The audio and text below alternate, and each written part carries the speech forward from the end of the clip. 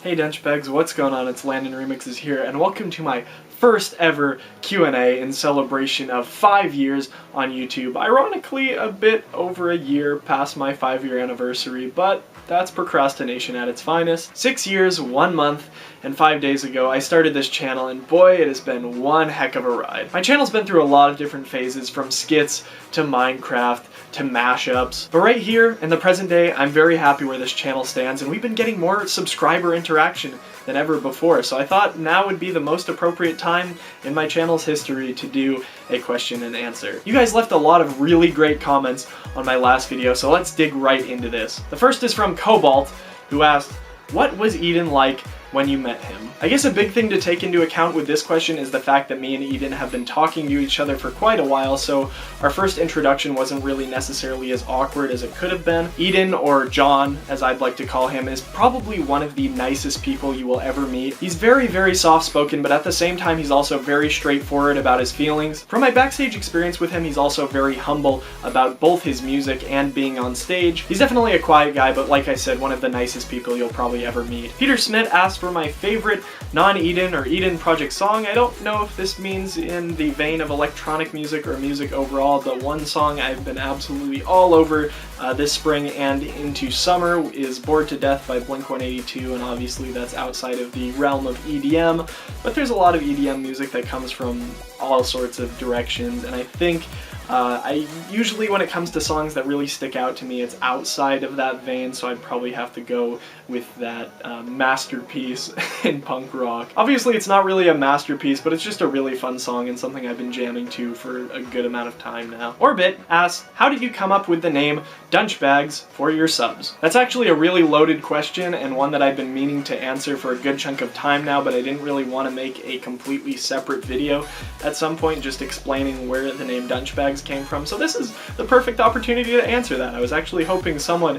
would ask this question way back, like way back. I'm talking like 7th grade middle school. I was in the jazz band, and we'd have these terribly long, boring meetings every single Monday. So one night, me and my friend Mateo were joking about brunch and dinner and different things that people call combinations of meals, and it was at that point when the term dunch was coined. And because of the moderate hilarity of that, I made a video in early 2011 which was kind of a parody commercial, and it was for this bag that held your dinner and your lunch, and it was called the Dunch Bag. There was just something really catchy about that, and when I started making Minecraft videos, I decided to call my subs Dunchbags, and it's just stayed like that ever since. That's the full story. Jeffrey asked, "Can we see more of that Gino guy?" And I'd absolutely love to have Gino in some more videos. I did have a short-lived vlog series on my channel called Through Gino's Eyes later last year, which kind of documented Gino's life and different things that he'd capture around campus here at Northwest U, but the series wasn't extremely successful and I decided to end it, but it has been fun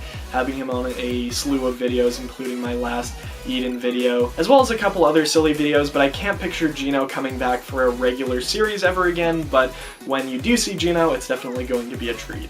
So, yo, what's up, Dunchbags?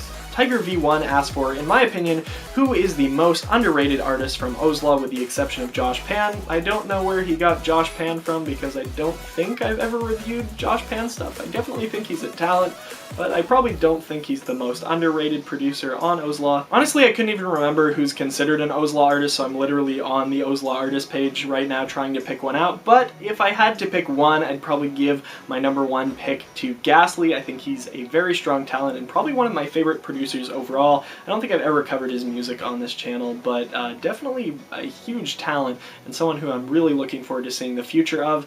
And in a close second, I'd probably give it to What So Not because he has released some very solid EPs this year, one of which I'm planning on reviewing very soon. Alfred James, question mark, asked, in your opinion, what artist deserves to be well known based on how good their music is? And if we're gonna talk about based on how good their music is, Eden. Like, he's already popular, but based on my opinion, Eden should be absolutely topping the charts. No exceptions. Zenter X asked, what are you majoring in at your university, and have you always seen yourself doing something like this on YouTube?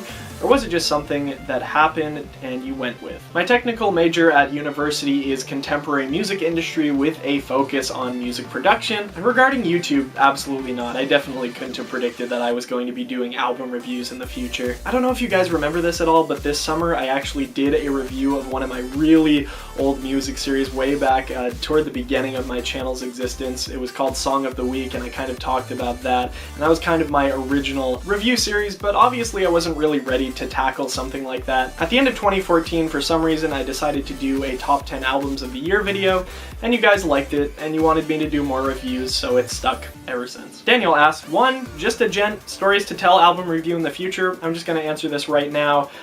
Yes, but I think it's going to be on a rapid fire review. And 2, what do you think will be the next big trend in electronic music after future bass? If we're talking about electronic music in general, I genuinely think it's going to be breaks or breakbeat. I think it follows very well in the footsteps of bass house right now. I think producers from that vein are definitely going to build into this one. And I think Zed and Gray have set that in stone with the track Adrenaline, just like they did with Future Bass and Candyman. Pawsy asks, do you like hip hop and rap? And how TF do you grow a beard like that?